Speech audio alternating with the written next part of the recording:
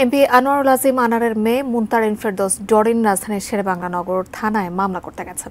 সেখানে আছেন আমাদের সহকর্মী সাজেদা সুইটি। বিস্তারিত জানতে আমরা এখন সরাসরি যুক্ত হচ্ছি তার সঙ্গে। সুইটি, সন্ধ্যা থেকে আপনি শেরেবাংলানগর থানায় আছেন এবং তার মেয়ে সেখানে মামলা করতে গেছেন। এখন পর্যন্ত আপনার কাছে নতুন কোনো তথ্য আছে কিনা বিস্তারিত জানতে চাচ্ছি।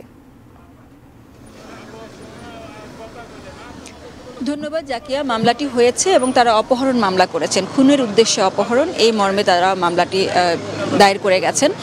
সুনির্দিষ্ট কারো পক্ষে কারো বিরুদ্ধে অভিযোগ সেভাবে আসেনি, কারণ নাম আসেনি, তবে মামলাটি হয়েছে।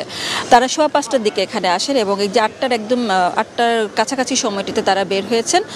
স্বাভাবিকভাবে তারা মানসিকভাবে একটু বিধ্বস্ত, তারা তাদের বাবাকে হারিয়েছেন, সে কারণে খুব একটা কথা তাদের সাথে হয়নি।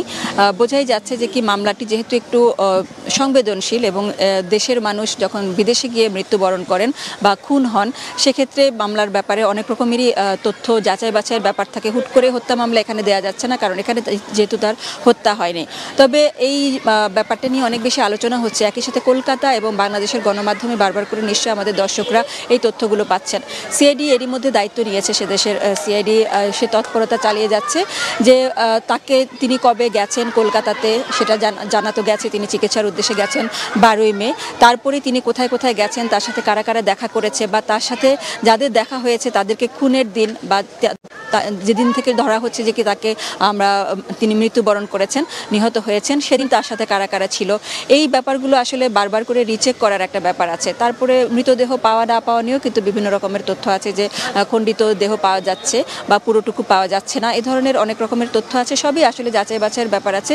দুই দেশের আইনশৃঙ্খলা রক্ষাকারী বাহিনীর সদস্যরা তৎপর আছেন এবং তারা যৌথভাবে এই কাজটা যেহেতু করছেন, বোঝাই যাচ্ছে যে কি এটা একটু নিখুঁত কাজ করার চেষ্টা করা হচ্ছে। এবং ফরেন্সিক যে সদস্যরা আছেন তারা তাদের নমুনা নিয়ে গেছেন, যা যা কিছু, যেহেতু যে ফ্ল্যাটটিতে তার রক্ত পাওয়া গেছে সেখানের ঘিরে এবং চারপাশ ঘিরে তাকে শেষ পর্যন্ত কোথায় গাড়ি থেকে নামতে দেখা গেছে বা একজন নারীর কথা বলা হচ্ছে যে কি এখানে যেহেতু খুবই আধুনিক একটি বিলাসবহুল ফ্ল্যাট ছিল, চারপাশে সিসিটিভি ক্যামেরা বসানো ছিল, সে কারণে ফুটেজগুলো বারবার করে চেক করা হবে। বোঝাই যাচ্ছে যে কি তথ্যগুলো হয়তো বা খুব একটা দেরি হবে না আমাদের পেতে। জাকিয়া।